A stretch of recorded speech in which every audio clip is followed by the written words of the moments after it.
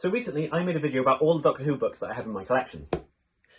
So these are my Doctor Who books. Now, as previously stated, all of these books come from the Christopher Eccleston and David Tennant eras. Now, also, as previously mentioned, I don't have a complete collection. My collection unfortunately ends in the David Tennant Freema Agyeman era, so I don't have any of the Dr. Donna, and I don't have any of the Doctor on his own. Up until recently, these were the only Doctor Who books that I owned. Well, folks, guess what I found in a local second-hand bookshop? The bookshop in question is a fantastic place called Bardic Books. It is my local bookshop, and it is one of those places that doesn't really keep the usual opening hours. So for like the last 6 months, every time I try to go there, the place is just closed. But shortly after making the video about those, I popped down, found out it was open, went to the back and found that she had all of these. I've literally been looking for the rest of these books for about 20 years. I wandered into my local shop and she has 11 immaculately kept Doctor Who books. So obviously I had to buy them all at the low price of £2 each.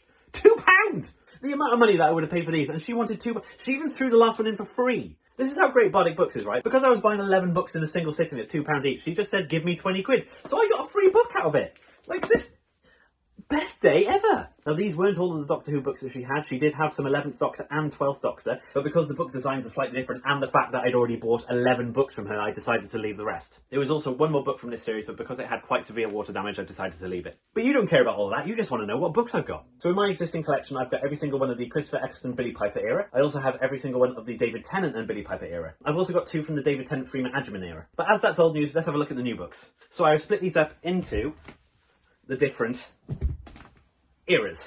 The first era, of which there are 4 new books, are the 10th Doctor and Martha era. So first we have Forever Autumn, where the Doctor and Martha essentially face off against the idea of Halloween. We have Peacemaker, which is Ten and Martha fighting against cowboys. The Many Hands, Ten and Martha in Scotland fighting off against a monster in a lock. And the last one from the Ten and Martha era, we have The Story of Martha. Now the Story of Martha deviates from the rest of the books as this is explicitly tied into the TV series. Whereas the rest of these are standalone adventures with only very, very loose ties to the TV series. This is directly in response to the Series 3 finale. In the Series 3 finale, we only kind of learn what Martha does in that year time skip, whereas this tells us explicitly the adventures that she took. So following on from Martha, we of course have Donna, and these are the 4 books that I've got from the Donna period. We have Shining Darkness, which is Ten and Donna fighting off against scrapyard robots and also a cult. Ghosts of India, where Ten and Donna meet Gandhi. The Doctor Trap, where someone is actively hunting for the Doctor.